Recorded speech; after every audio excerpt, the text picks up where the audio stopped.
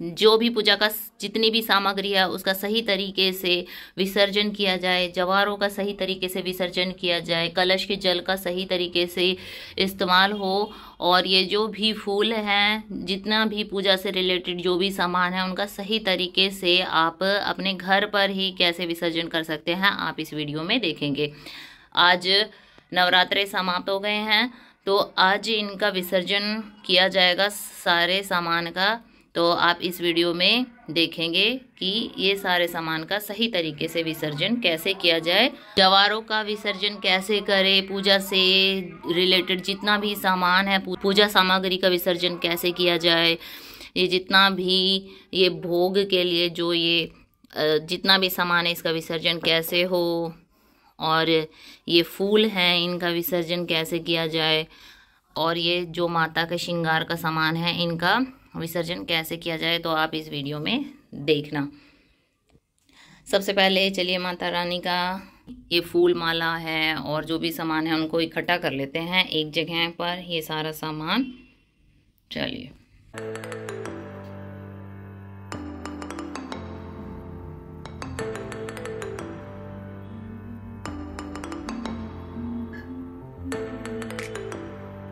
जब भी हम कोई भी कलश की स्थापना करते हैं या अखंड ज्योत की स्थापना करते हैं, माता की मूर्ति की स्थापना करते हैं, तो चावलों पे की जाती है। तो अब ये जो चावल है या तो चिड़िया को डाल देते हैं या फिर मैं इनको यूज़ कर लेती हूँ एक जगह बर्तन में इकट्ठा करके। इनको मैं अपने घर में जब चावल बनाती हूँ तब उसमें यूज़ कर लेती हूँ, या फिर चिड़ियाओं को भी डाल सकते हैं। आपके छत पर कोई जीव जंतु है या गाय को खिला सकते हो आप।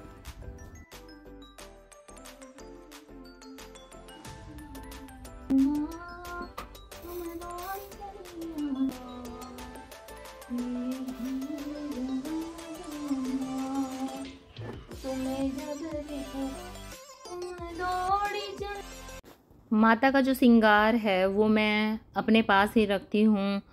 जो माता की चूड़ियाँ हैं जो मैंने माता को चढ़ाई है तो वो मैं खुद पहन लेती हूँ। जो भी जैसे सिंदूर है, मेहंदी है या बिंदी है, ये सारा सामान मैं खुद रखती हूँ।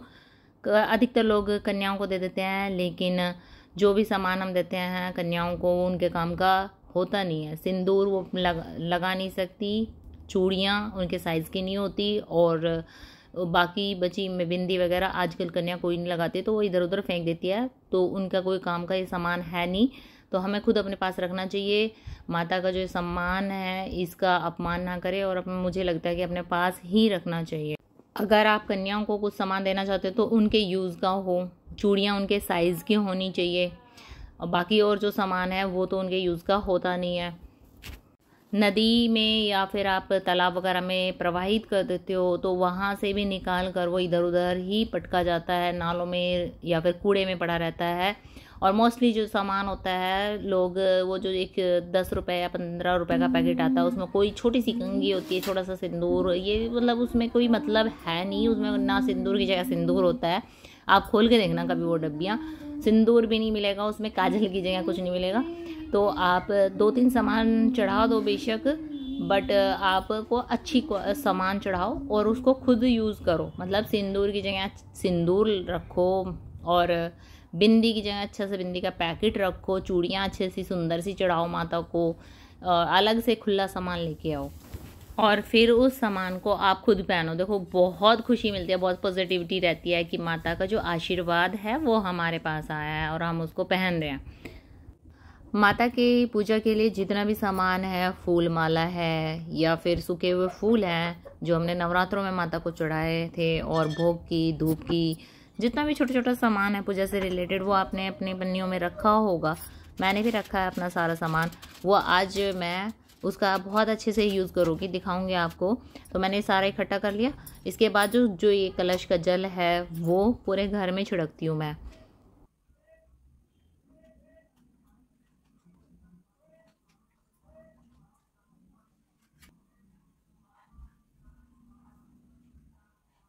अब इसके बाद मंदिर को अच्छे से साफ़ सुथरा करके कान्हा जी को नहला के नॉर्मल पूजा जो मेरी होती है तो मैं उस तरह अब पूजा शुरू कर देती हूँ। हाँ देखिए, हमारी अष्टमी पूजा होती है तो हम अष्टमी को ही माता का ये सारा सामान हटा देते हैं। ये शाम को हटा दो या सुबह मॉर्निंग में हटा दो। उसके बाद हम नॉर्मल मतलब नवमी पर हम माता की नॉर्मल पूजा करते हैं उनको, या जहाँ मेरी माता रानी रेगुलर बैठी रहती है ना वहीं पे बैठा देती हूँ।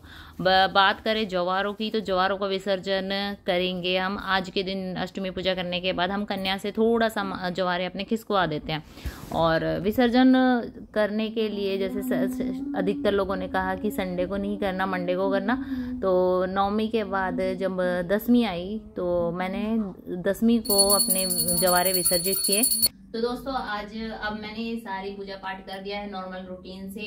रह गए हैं माता के जवारे, तो जवारे करेंगे शाम को विसर्जित, वो दिखाएंगे आपको।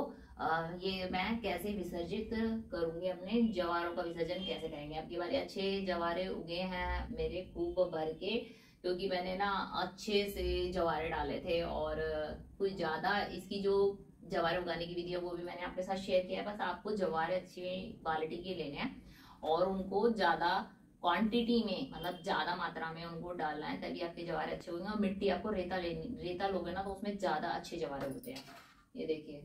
और जवारों को आपको ढक के रखना है तो भी बहुत एक अच्छा होता है। जवारों को ढक के रखे रहना, जल्दी उगते हैं, मच्छर मक्खी से बचे रहते हैं। इतना अच्छा लग रहा है, पूरा बाग लग रहा है जवारों का, पूरा ऐसे पूरा पोट भर के आया है आपके भाई जवारों का। शाम को अब जब विसर्जन करेंगे तो दिखाएंगे कि इन जवारों का विसर्जन कैसे करेंगे हम। जय माता दी। तो जब भी जवारों का विसर्जन करें तो इसमें ना जल डाल ले, ताकि मिट्टी से अच्छे से जड़ के साथ आराम से निकल जाए, ज़्यादा हमें जवारों को खींचना ना पड़े। और कन्या माता से जवारों का विसर्जन करवाएं। तो हम घर पर ही कर रहे हैं, हमने बाल्टी में भर लिया है पानी, और अभी इनका विसर्जन करेंगे। साफ सुथरा पानी भरा है और ये पानी हम फिर यूज़ करेंगे अपने गमलों में। और शाम के टाइम में माता का विसर्जन होता है, और दसवीं के दिन हम माता का विसर्जन कर रहे हैं। कल नवमी थी, आज दसवीं के दिन माता का विसर्जन कर रहे हैं। तो हमने इसमें पानी डाल लिया है और अब इनको हिलाएंगे तो आराम से निकल जाएंगे। तो कन्या माता से आप विसर्जन करवाएं धीरे धीरे, ये देखो आराम से निकलते चले जाएंगे। अगर ना निकले तो थोड़ा और पानी डाल सकते हैं हम। जय माता दी।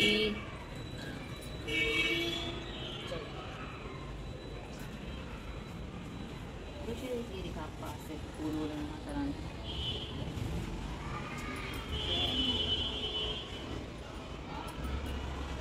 तो हमने कर दिया है जवारों का विसर्जन। ये बाल्टी में जवारे विसर्जित हो गया हमारे। अब ये जो पानी है ये हम अपने पेड़ पौधों में डालेंगे, और जो जवारे हैं वो भी पेड़ पौधों में रख देंगे। इससे क्या होगा कि जो माता का आशीर्वाद है वो भी हमारे पास रहेगा, और हमारे जवारे किसी के पैरों में नहीं पड़ेंगे, गंदी जगह में नहीं जाएंगे। नहर में भी प्रोवाइड करते हैं तो भी लोग निकाल के उनको कूड़े में ही डालते हैं। अब हमारे घर में ही रहेंगे और ये खाद का काम करेंगे। और मैं इस जवारे का एक और अच्छा सा यूज़ करने वाली हूँ। इससे डालूंगी गमले में और फिर उसके बाद उसमें लगाऊंगी पेड़, ताकि उसका पूरा आशीर्वाद उस पेड़ को मिलता रहे। ये है छोटा सा गमला। अब इस गमले में ये जवारे रखेंगे हम, और फिर इसमें मिट्टी भर के लगा देंगे पेड़। तो आज भूमि हमारे साथ है, हम जवारों को कर रहे हैं विसर्जन। तो ये गमले में सबसे नीचे लग रखे हैं हमने अपने जवारे, और ये जितने भी फूल पत्ते हैं वो सारे निकाल के हम रख रहे हैं इस गमले में, जो भी चीज़ें हैं सारी। और पानी जो बचा हुआ है वो डालेंगे पेड़ में, और अब इसमें थोड़ी सी मिट्टी डाल के अब अपना पेड़ लगा देंगे।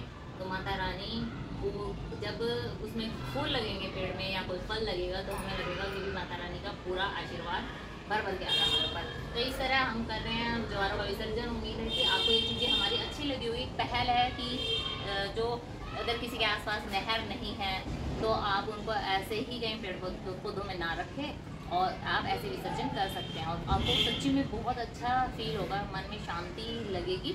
और उम्मीद है आपको ये वीडियो पसंद आई होगी। पसंद आई हो तो सबके साथ शेयर करें, और वीडियो को लाइक शेयर जरूर करें, प्यारा सा कमेंट जरूर करें। जय माता दी जरूर रखें वीडियो में।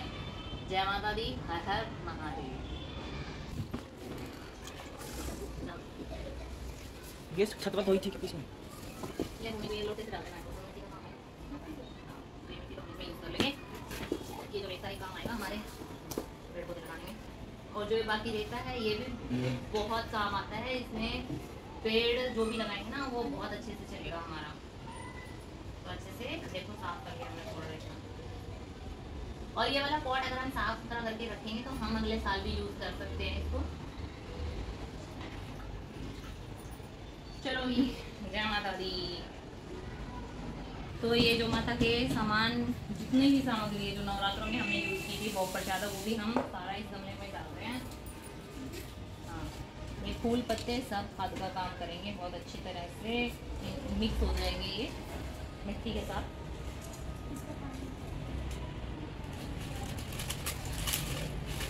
पानी ये पेड़ पौधों में बड़े वालों में।